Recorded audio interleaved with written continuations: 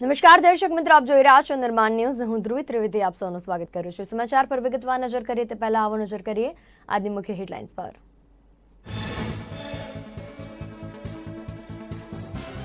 રાજ્યમાં કોરોનાના કેસોમાં સતત ઘટાડો. 3 માસ બાદ 24 કલાકમાં કોરોનાના નવા માત્ર 778 કેસ નોંધાયા. 2613 દર્દીઓ થયા સાજા, 11 દર્દીઓના મોત.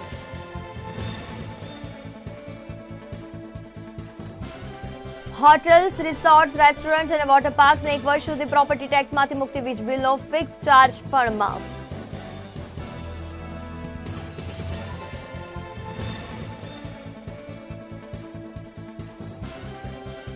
બોર્ડના વિદ્યાર્થીઓની માર્કશીટમાં નહીં પણ એલસીમાં હશે માસ પ્રમોશનનો ઉલ્લેખ. શિક્ષણ બોર્ડે તમામ સ્કૂલોને કર્યો આદેશ.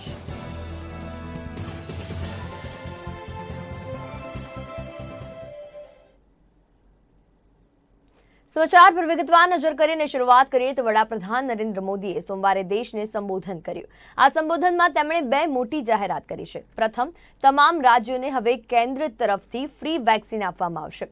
રાજ્યોએ હવે આ માટે કોઈ જ ખર્ચ કરવો પડશે નહીં. બીજી મહત્વની જાહેરાત એ કરાઈ કે દેશના 80 કરોડ ગરીબ લોકોને નવેમ્બર સુધી એટલે કે દિવાળી સુધી ફ્રીમાં રેશન આપવામાં આવશે. 2 सप्ताह बाद 21 जून को ही अंतर्राष्ट्रीय योग दिवस भी है। 21 जून सोमवार से देश के हर राज्य में 18 वर्ष से ऊपर की उम्र के सभी नागरिकों के लिए भारत सरकार राज्यों को मुफ्त वैक्सीन मुहैया कराएगी। वैक्सीन निर्माताओं से कुल वैक्सीन उत्पादन का 75% हिस्सा भारत सरकार खुद ही खरीदकर राज्य सरकारों को मुफ्त देगी। यानी देश की किसी भी राज्य सरकार को वैक्सीन पर कुछ भी खर्च नहीं करना होगा। अब तक देश के करोड़ों लोगों को मुफ्त वैक्सीन मिली है। अब 18 वर्ष की आयु के लोग भी इसमें जुड़ जाएंगे। टीकाकरण के अलावा आज एक और बड़े फैसले में उस फैसले से मैं आपको अवगत कराना चाहता हूं। पिछले वर्ष जब कोरोना के कारण लॉकडाउन लगाना पड़ा था तो प्रधानमंत्री गरीब अन्न योजना के तहत 8 महीने तक 80 करोड़ से अधिक देशवासियों को मुफ्त राशन की व्यवस्था हमारे देश ने की थी। इस वर्ष भी दूसरी वेव के कारण मई और जून के लिए भी इस योजना का विस्तार किया गया था। आज सरकार ने फैसला लिया है कि प्रधानमंत्री गरीब कल्याण अन्न योजना को अब दीपावली तक आगे बढ़ाया जाएगा।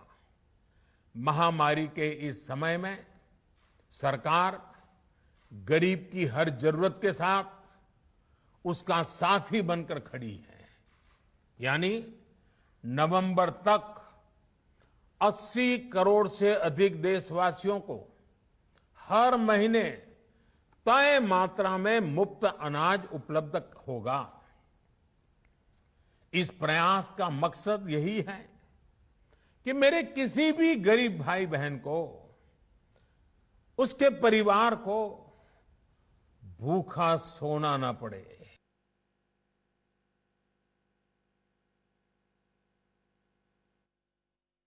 સમાચારમાં આગળ વાત કરીએ તો નાયબ મુખ્યપ્રધાન નીતિન પટેલનું નિવેદન. પ્રધાનમંત્રીએ માનવ સેવાને મદદરૂપ થાય તેવી જાહેરાત કરી છે. સાથે જણાવ્યું કે નીતિન પટેલે જણાવ્યું છે કે પ્રધાનમંત્રીએ રાજ્યોને મદદરૂપ થાય તેવી પણ જાહેરાત કરી છે. કરોડો નાગરિકોને વિનામૂલ્યે કેન્દ્ર સરકાર દ્વારા વેક્સિન આપવામાં આવવાની છે. 3 કરોડ 5 લાખ જેટલા યુવાનોને તેનો સીધો લાભ થશે. એક વેક્સિન પાછળ 350 થી 400નો ખર્ચ રાજ્ય સરકાર કરે છે. પ્રધાનમંત્રીનો આભાર માનું છું અને અભિનંદન આપું છું તેવી વાત પણ તેમણે કરી હતી. माननीय वडाप्रधान नरेन्द्रभाईનો ખૂબ ખૂબ આભાર માનું છું. હૃદયથી એમને અભિનંદન આપું છું કે 18 થી 44 વર્ષ સુધીના દેશના કરોડો યુવાનોને ભારત સરકારના ખર્ચે વિનામૂલ્યે વેક્સિન આપવાનો 21 જૂનથી અમલમાં મૂકવાનો એમણે જે નિર્ણય કર્યો છે એનો લાભ ગુજરાતના 3 કરોડ કરતાં વધુ યુવાન ભાઈ બહેનોને વિનામૂલ્યે વેક્સિન આપવાથી થશે। એટલે ગુજરાત સરકાર એનો જે મોટો રકમનો ખર્ચ જે કરવો પડતો હતો એ પણ આપણને એમાંથી બચત થશે। એટલે બધી જ રીતે માનવ સેવા, યુવાનોની સુરક્ષા અને મફત વેક્સિનેશન આખા દેશમાં ભારત સરકાર દ્વારા કરવાની જે પ્રજાની લાગણી હતી, અમારા બધાની જે લાગણી હતી એ વડાપ્રધાનશ્રીએ ખૂબ સારી રીતે અમલમાં મૂકી છે।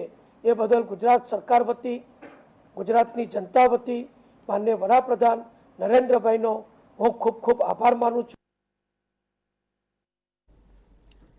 તો આ તરફ મુખ્યમંત્રી વિજય રૂપાણીએ વધુ મહત્વપૂર્ણ નિર્ણય લીધો છે। ગુજરાતમાં હોટેલ, રિસોર્ટ, રેસ્ટોરન્ટ અને વોટર પાર્ક્સને રાહત આપતો મહત્વપૂર્ણ નિર્ણય।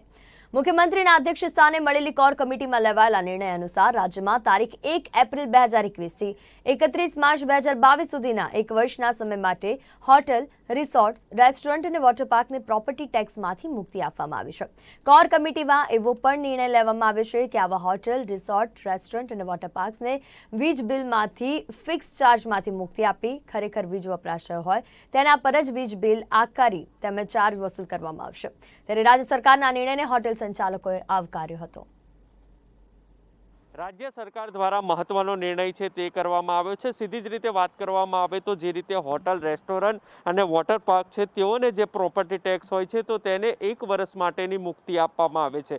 2021થી લઈ 2022નું વર્ષ રહેશે કે જેની અંદર આ પ્રોપર્ટી ટેક્સ છે તેની મુક્તિ આપવામાં આવશે। સીધી જ રીતે આપણે હોટલના જે સંચાલક છે તેઓની સાથે વાત કરીશું। તેઓ શું કહે છે, આ પ્રોપર્ટી ટેક્સ મુક્તિ મળી છે સરકારનો તે કઈ રીતે જોઈ રહી છે? આ ગવર્नमेंट जो मुक्ति दी है किस तरह से आप देख रहे हैं? जो टैक्स का जो निर्णय लिया गवर्नमेंट ने बहुत बेस्ट ही है रेस्टोरेंट के लिए। तो रेस्टोरेंट जो भी खानी पीनी पूरा मार्केट है वो 1 से 1.5 साल से पूरा प्रॉब्लम में ही है। तो अभी जो गवर्नमेंट ने वो निर्णय लिया टैक्स के लिए बहुत अच्छा है। जो कोरोना की जो भी चल रही है मारामारी उसमें रेस्टोरेंट वाले भी सब में तकलीफ में है ही है, और भी जो टैक्स के लिए जो निर्णय लिया बहुत बढ़िया है। जी, यहाँ पर आते हैं उनके लिए भी खास तौर से जो कोविड-19 है उसका जो पूरा ध्यान रखा जाता है, तो सरकार उसके टाइम में भी बढ़ोतरी करे, क्या कहना चाहोगे? नहीं, टाइम में भी बढ़ोतरी करे वो बहुत बढ़िया है। सर टाइम के लिए भी थोड़ा बढ़िया है तो बहुत बढ़िया। रेस्टोरेंट के लिए भी बहुत तकलीफ है। बाकी जो कस्टमर आ रहे हैं उनकी कोरोना की गाइडलाइन पर हम सब मेंटेन कर रहे हैं। सैनिटाइजर लगा रहे हैं, मास्क लगा रहे हैं, सब पूरा मेंटेन करके हम जो चला रहे हैं। ऐसा है તો ચોક્કસથી સીધી જ રીતે કોવિડ-19ની જે ગાઈડલાઈન છે તે તમામ આ હોટલો છે તેનું સંપૂર્ણ રીતે છે તે ધ્યાન રાખતા હોય છે। ત્યારે સરકારે લીધેલો આ પ્રોપર્ટી ટેક્સનો નિર્ણય છે તે અત્યારે હાલ આ હોટલ સંચાલકો છે તે વધાવી લીધો છે। કેમેરામેન કલ્પેશ રાણા સાથે રિપોર્ટર દીપક મકવાણા, અમદાવાદ। તો રાજ્યમાં કોરોના વાયરસના નવા કેસમાં ઘટાડો યથાવત રહ્યો છે। છેલ્લા 24 કલાકમાં ગુજરાતમાં કોરોના વાયરસના 778 નવા કેસ નોંધાયા છે। છેલ્લા 24 કલાકમાં રાજ્યમાં કોવિડ-19ના કારણે 11 દર્દીના મોત થયા છે, જ્યારે 2613 દર્દીઓ સાજા થઈને ઘરે પરત ફર્યા છે। રાજ્યમાં છેલ્લા 24 કલાકમાં અમદાવાદ શહેરમાં 120 કેસ નોંધાયા છે, તેમજ સુરત શહેરમાં 115, વડોદરામાં 181 અને રાજકોટમાં 24 કેસ નોંધાયા છે।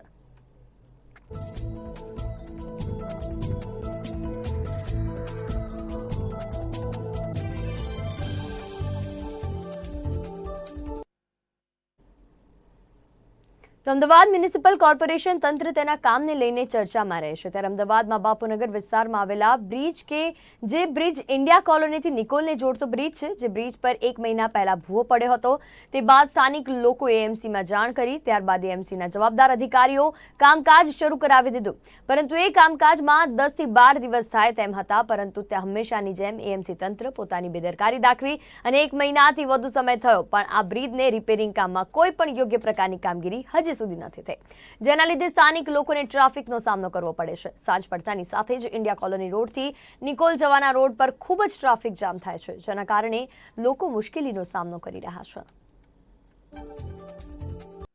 અમદાવાદના બાપુનગરમાં લગભગ 1 મહિના પહેલા જે ભૂવો પડ્યો હતો, આજે ભૂવાની સ્થિતિ જ કંઈક અલગ દેખાઈ રહી છે। જે પ્રકારથી દ્રશ્યોમાં જોઈ શકાય છે, આ એક ફક્ત નાનો ભૂવો પડ્યો હતો, પરંતુ તે ભૂવાએ અત્યારે હાલ મોટું સ્વરૂપ જે છે ધારણ કર્યું છે, પરંતુ તંત્રના અધિકારીઓ પણ અત્યારે હાલ જે પ્રકારે જે છે કામગીરી નથી કરી રહ્યા તેવું સ્થાનિકો જે છે તે આક્ષેપ કરી રહ્યા છે। આ રસ્તો છે બાપુનગરથી નિકોલ તરફ જવાનો। અહીંયા એક સામાન્ય ભૂવો પડ્યો હતો, પણ જ્યારે ખોદકામ કર્યું તે સમયે જે છે તે ખ્યાલ આવ્યો કે નીચે ડ્રેનેજ લાઇન છે અને ડ્રેનેજ લાઇનમાં જે છે તે હોલ પડતા અત્યારે હાલ આ પ્રકારની જે છે તે હાલાકી સ્થાનિકો ભોગવી રહ્યા છે। ત્યારે સ્થાનિકો આપણી જોડે છે, એમની સાથે વાત કરીશું। કાકા, કેટલા સમયથી આ ભૂવો હતો ને અત્યારની પરિસ્થિતિ શું? આજે આ ભૂવાને 1 મહિનોના 4 દિવસ એક્ઝેક્ટ થયા। જ્યારે ભૂવો પડ્યો ત્યારે ઇમરજન્સી ત્યારે સવારે મારે બપોરે નીકળવું અને તરત જ મેં કોર્પોરેશન માનવતાના જાણ કરી ત્યારે અધિકારીએ પુલ બંધ કરાવી દીધો। જો ત્યારે પુલ ના બંધ તો 100% મારું એક આખી ગાડી અંદર ઉતરી જાય। આપ દેખી શકો છો, આ ભૂવો ના કહેવાય। ખરેખર મને લાગે છે ગુજરાતની અંદર પહેલી વાર એવું છે કે પુલ ઉપર ભૂવો બને એટલે કંઈક ઐતિહાસિક ઘટના, એટલે આની અંદર સાબિત થાય છે 100% ભ્રષ્ટાચાર થયેલો સાબિત થાય છે। એક વિરોધ પક્ષના નાતે હું માગણી કરું છું તાત્કાલિક માન્ય મેયરશ્રી અને કમિશનર સાહેબને તાત્કાલિક આની અંદર સમિતિ રચાય અને જે કોન્ટ્રાક્ટર છે એની અમે કાયદેસરની કાર્યવાહી થાય। આ લોકોએ કયા કારણે તમે જો નિકોલથી બાપુનગરનો મેઇન રોડ રસ્તો એટલો ટ્રાફિક સમસ્યા થાય છે કે જેની કલ્પના મૂકો। અને ખરેખર આની અંદર 100% ભ્રષ્ટાચાર છે। એટલે એક વિપક્ષ નાતે અમારા સૌની માગણી છે કે તાત્કાલિક વહેલીમાં આનું કામ ચાલુ થાય અને આની તપાસ થાય એવી મારી માગણી છે। લોકોને વાહન વ્યવહાર અને વાહન ચાલકોને ખૂબ આડમારી થઈ રહી છે। આ બ્રિજ એક તો શરૂઆતથી જ બન્યો ત્યારથી જ વિવાદમાં રહ્યો છે, પરંતુ શાસક પક્ષની મુરાદના કારણે આ બ્રિજ જેમ તેમ કરીને પૂરો કરવામાં આવ્યો, પરંતુ આ બ્રિજનું surface level, RCC level, road લેવલથી બનાવવામાં જ નથી આવ્યું અને ઉતાવળમાં બ્રિજ જે બનાવી નાખ્યો છે એની તપાસ થાય, વિજિલન્સ તપાસ થાય એવી માંગણી છે। કરીને જે સ્થાનિકો છે તે રોજ અત્યારે હાલ હાલાકીનો સામનો કરી રહ્યા છે। જે પ્રકારથી એક નાના ભૂવાએ મોટું સ્વરૂપ ધારણ કર્યું છે, ત્યારે સ્થાનિકો અત્યારે હાલ તો જે છે તે યોગ્ય તપાસ થાય તેની માંગ કરી રહ્યા છે। કેમેરામેન ગૌતમ દુલેરાની સાથે બિરેન જાદવ, અમદાવાદ। આગળ વાત રાજકોટની કરીએ તો રાજકોટ મહાનગરપાલિકા અને રાજકોટ શહેરી વિકાસ સત્તામંડળના સંયુક્ત ઉપક્રમે આજે પ્રમુખ સ્વામી ઓડિટોરિયમમાં 232.50 કરોડના વિકાસ કામોનું મુખ્યમંત્રી વિજય રૂપાણીના હસ્તે ઈ લોકાર્પણ, ઈ ખાતમુહૂર્ત અને આવાસ યોજનાઓના ડ્રો કરવામાં આવ્યા હતા। મહાનગરપાલિકા દ્વારા ₹118 કરોડના ખર્ચે બની રહેલ પ્રધાનમંત્રી આવાસ યોજના હેઠળ લાઇટ હાઉસ પ્રોજેક્ટના 1144 આવાસો અને રૂડા દ્વારા ₹67.63 કરોડના ખર્ચે નિર્માણ થનાર પ્રધાનમંત્રી આવાસ યોજનાના 722 આવાસોને ઈ ડ્રો કર્યો હતો। તો સાથે જ ₹9.18 કરોડના ખર્ચે રૂડા વિસ્તારના વિવિધ વિકાસ કાર્યોના ઈ ખાતમુહૂર્ત અને ₹37.66 કરોડના ખર્ચે મહાનગરપાલિકાના જુદા જુદા વોર્ડમાં વિકાસ કામોના ઈ લોકાર્પણ અને ઈ ખાતમુહૂર્ત મુખ્યમંત્રીએ કર્યું।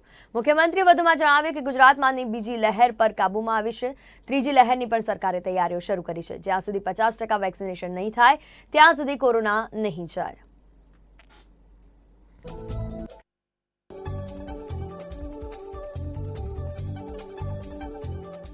રાજકોટ મહાનગર અને રૂડા દ્વારા આજે અંદાજિત 232.50 કરોડના વિવિધ વિકાસ કામોના લોકાર્પણ અને ખાતમુહૂર્ત કરવામાં આવેલું, જેમાં ખાસ કરીને પ્રધાનમંત્રી આવાસ યોજના EWS2નું આજે લોકાર્પણ અને આવાસનો ડ્રો કરેલો। માત્ર 3.40 લાખમાં જે ફ્લેટની કિંમત 11 લાખ છે તેમાં 1.5 લાખ રાજ્ય સરકાર, 1.5 લાખ કેન્દ્ર સરકાર અને વધારાની 4 લાખ છે એ કેન્દ્ર સરકાર સહાય આપે છે। ખૂબ આધુનિક આવાસ બનાવવામાં આવેલ છે। એ સિવાય રૂડા દ્વારા પણ જે આવાસો EWS1, EWS2 એમનો પણ આજે ડ્રો યોજવામાં આવેલ।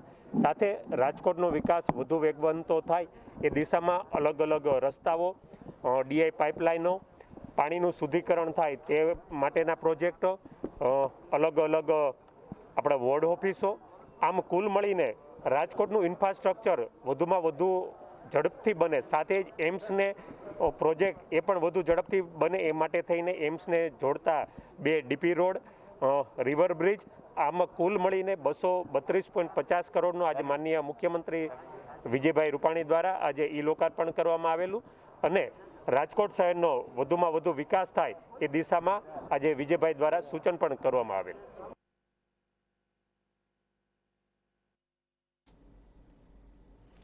તો કેન્દ્રીય પેટ્રોલિયમ મંત્રી ધર્મેન્દ્ર પ્રધાન આજે ગુજરાતની મુલાકાતે છે। ઇન્ડિયન ઓઇલ કોર્પોરેશન ₹24,000 કરોડના રોકાણોના 6 પ્રોજેક્ટ્સ વડોદરામાં સ્થાપશે।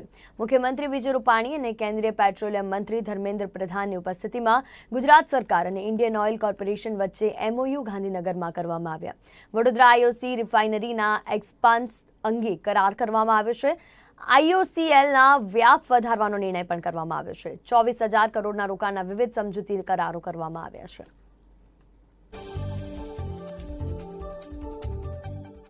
वर्ल्ड एनवायरनमेंट डे हम सब ने पालन किया। आज विश्व में भारत तीसरे नंबर की एनर्जी कंज्यूमर है। आने वाले दशक अंत होते होते यानी 2030 आते आते हम दुनिया की 1 नंबर एनर्जी कंज्यूमर बनेंगे। ग्लोबल वार्मिंग, क्लाइमेट चेंज, ये सारे विषय दुनिया के नागरिकों को चिंता में डाली है। सब अपना अपना रास्ता अपना रहे हैं। उसमें दशक पहले 1.5 दशक पहले गुजरात ने एक एवरेज बनाया, नेचुरल गैस को अपने एनर्जी मिक्स पे डालना। आज भारत में अपना एनर्जी बास्केट में 6% गैस कंजम्पशन होती है, क्लीन फ्यूल कंजम्पशन होती है। रिन्यूएबल अभी अभी जोड़ा है। गैस को अगर मैं कहूं ये 6% नेशनल एवरेज है। ग्लोबल एवरेज 23-24 के बीच में ऊपर नीचे होते रहता है। और गुजरात को अकेले मैं इसमें अगर कैलकुलेशन करूं समझूं 26% है। आज भी गुजरात ग्लोबल एवरेज की 2% ऊपर है। ये एवरेज सिर्फ मैं जब 2014 में आया तब से ही नहीं है, 7 साल से निरंतर है। यानी गुजरात की इंडस्ट्रियलाइजेशन में सस्टेनेबिलिटी एक कॉन्सिस्टेंट स्ट्रैटेजी है। सिर्फ अर्थ उपार्जन, लाभ उपार्जन नहीं है, मानवता के प्रति संतुलित चिंता करना ये सरकार की फिलोसफी रही है। IOCL और गुजरात सरकार के बीच बहुत ही अहम समझौता होने जा रहा है। जैसा कि हम जानते हैं कि गुजरात तेल और पेट्रोलियम क्षेत्र में एक अग्रिम राज्य है। हमारे यहाँ रिलायंस इंडस्ट्रीज, IOCL और नायरा इंजीनियरिंग एनर्जी जैसी कई प्रमुख कंपनियां मौजूद हैं। मुझे पूरा विश्वास है कि 24,000 करोड़ रुपए के इस समझौते से राज्य में कई आर्थिक परिस्थितियां बदलेगी। इस निवेश से राज्य में डाउनस्ट्रीम उद्योगों को भी और मजबूती मिलेगी, साथ ही एक नए रोजगार के अवसर भी पैदा होंगे। मेरा मानना है कि मजबूत बुनियादी ढांचे के साथ साथ गुजरात इस क्षेत्र में भी इन्वेस्टमेंट लाने में महत्वपूर्ण भूमिका निभा सकता है। इसलिए हम गुजरात में इस क्षेत्र में निवेश बढ़ाने के लिए आदरणीय श्री धर्मेंद्र प्रधान जी से निरंतर समर्थन चाहते हैं।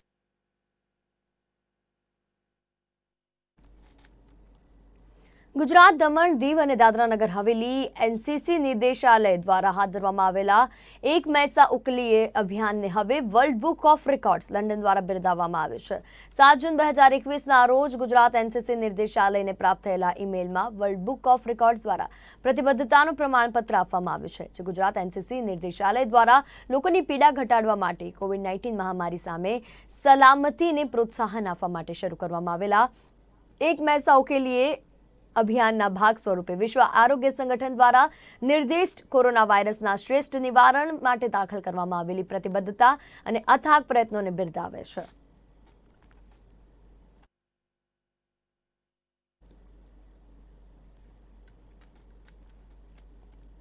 તો કોરોના મહામારી વચ્ચે સ્કૂલોમાં નવા શૈક્ષણિક સત્રનો પ્રારંભ થયો છે।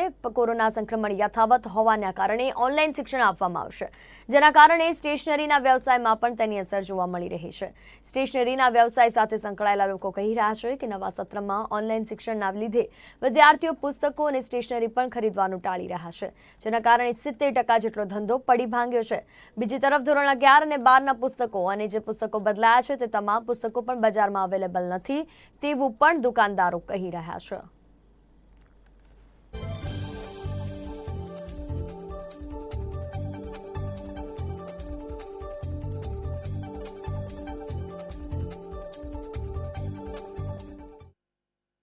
તો અત્યારે સ્ટાન્ડર્ડ 11, 12ના કોમર્સના કોઈ પુસ્તકો માર્કેટમાં અવેલેબલ નથી। બીજું કોરોનાના હિસાબે બુક્સ તો થોડે ઘણા લોકો લેવા આવે છે, બાકી બીજી બધી વસ્તુઓ કોઈ લેવા આવતું નથી। જે છે ફૂલસ્કેપ ચોપડા છે, ડાયજેસ્ટ છે, ગાઈડો છે, કોઈ જ લેવા આવતું નથી। એટલે સ્ટેશનરીમાં લગભગ 70%નો ધંધો પડી ભાંગ્યો છે। અત્યારે ખાલી 30% ધંધો રહ્યો છે। પેન, બોલ પેન કશું જ વેચાતું નથી। અને બીજું નવી બુક્સ બદલી નાખે છે. ગયા વખતે પણ બદલાની હતી, આ વખતે પણ ફરીથી એસએસ કોમ્પ્યુટર એ જે બુક્સ બદલાઈ ગઈ છે એ હજી સુધી માર્કેટમાં અવેલેબલ નથી. એની હિસાબે ઘણી બધી તકલીફો વાલીઓને અને અમને બધાને પડી રહી છે, વેપારીઓને. હાલે જે 1 થી 10માં જે મોટાભાગે અમુક ચોપડીઓ જે બદલાઈ ગઈ છે, ધારો કે એસએસ અને સમાજ વિદ્યા, ગુજરાતી મીડિયમમાં સમાજ વિદ્યા છે, એ મળતી નથી. કોમ્પ્યુટર્સ બુક્સ છે એ અત્યારે જે બદલાઈ ગઈ છે એ બુક્સો ક્યાંય અવેલેબલ નથી માર્કેટમાં. ખાસ કરીને school bag, water bag, lunch box આ બધી વસ્તુ તો સદંતર બંધ થઈ ગઈ છે. જે કોઈ 2 વર્ષથી કોઈ લેવા જ નથી આવી શકતું, કારણ કે સ્કૂલો બંધ છે એટલા માટે. એ સિવાય ડાયજેસ્ટ વર્કબુકો છે, ફૂલસ્કેપ ચોપડા છે, એ બધા કશું જ હજી ચાલતું નથી. પેન, બોલ પેન છે એ બધું.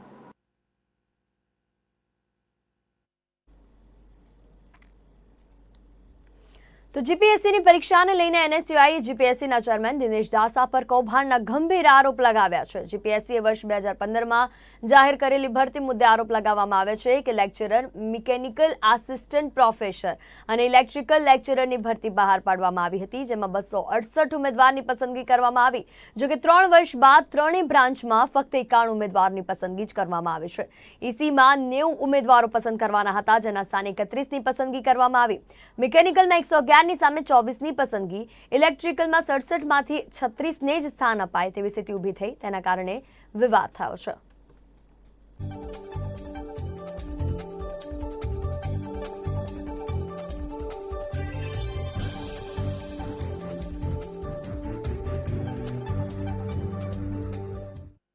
આ અણઘડ સરકારે અણઘડ નિર્ણયો લઈ અને જીએસટી ને નોટબંધી જેવા ખૂબ જ અણઘડ નિર્ણયો લીધા.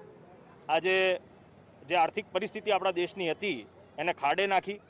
એની ઉપરાંત આ કોરોના મહામારી જેવી પરિસ્થિતિ આવી જ્યારે લોકોના ધંધા રોજગાર નથી, એવી પરિસ્થિતિની અંદર પણ મોટી પોકળ વાતો, દાવાઓ કર્યા સિવાય કોઈ કામ કરી નથી રહ્યા. આજે ક્રૂડનો ભાવ ઓછો હોવા છતાં પેટ્રોલ ડીઝલનો ભાવ આસમાને છે. પેટ્રોલ તો સેન્ચુરી મારતું હોય એવી રીતે જાણે 100નો આંકડો આપણને દેખાય. એવી જ રીતે ખાદ્ય તેલનો ભાવ, એલપીજીનો ભાવ તમામ આસમાને છે. આજે કોવિડની મહામારીને ધ્યાનમાં રાખી એની જે ગાઈડલાઇન્સ છે એનું પાલન કરી અમે લોકો માત્ર 5 જણા કલેક્ટર ઓફિસે એક અમારો વિરોધ દર્શાવવા આવ્યા છીએ, આવેદનપત્ર આપવામાં આવ્યા છીએ. અને અમારી માંગ એ છે કે આ ઊંઘતી સરકાર, બહેરી સરકારના કાન ખુલે, એની આંખ ખુલે.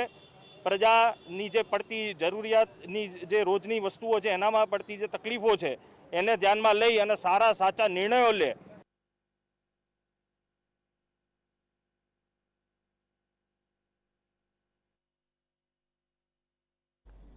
તો અમદાવાદ એસઓજીએ કોર્ટના વટામણા ગામ ખાતેથી બોગસ ડોક્ટરની ધરપકડ કરી છે. બોગસ ડોક્ટર હેમંત રોય વગર ડિગ્રીએ દવાખાનું ચલાવતો હતો, જે આરોપીની 20,000ના મેડિકલ સાધનોના મુદ્દામાલ સાથે ધરપકડ કરવામાં આવી છે.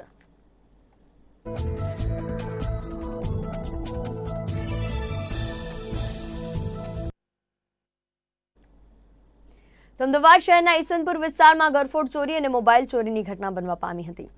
ઘટનાને પગલે ઈસનપુર પોલીસે ગણતરીના કલાકોમાં જ ગરફોડ ચોરીને અંજામ આપનારા સલીમશા દિવાનની 35,000ના મુદ્દામાલ સાથે ધરપકડ કરી. જ્યારે મોબાઈલ ચોરીના ગુનામાં મોહસિન શેખની ચોરીના મોબાઈલ સાથે ધરપકડ કરી હતી. બંને આરોપીઓની ધરપકડ કરી પોલીસે વધુ તપાસ હાથ ધરી હતી.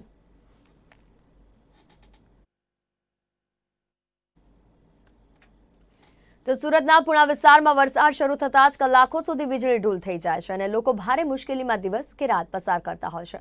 આ બાબતે અનેકવાર જીઈબીમાં રજૂઆત કરવા છતાં કોઈ કામગીરી કરવામાં આવતી નથી અને ખાસ કરીને ટ્રાન્સફોર્મર પણ ખુલ્લા મૂકવામાં આવે છે, જેને ચારે તરફ ગ્રીલ મૂકીને બંધ કરવાના હોય છે, પરંતુ કોઈ અધિકારી સાંભળતું જ નથી અને જેને લઈને અનેકવાર લોકો મોતને પણ ભેટે છે.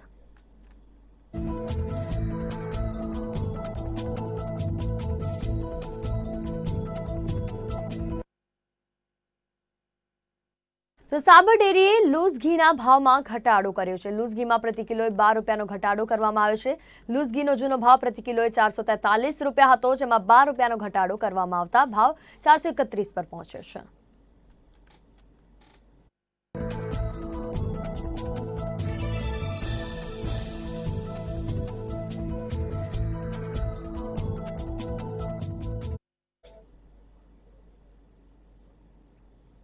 તો બુલેટિનમાં અત્યારે હાલ બસ આટલું જ. વધુ સમાચાર અને અપડેટ્સ માટે જોતા રહો નિર્માણ ન્યૂઝ. ત્યાં સુધી મને આપશો રજા.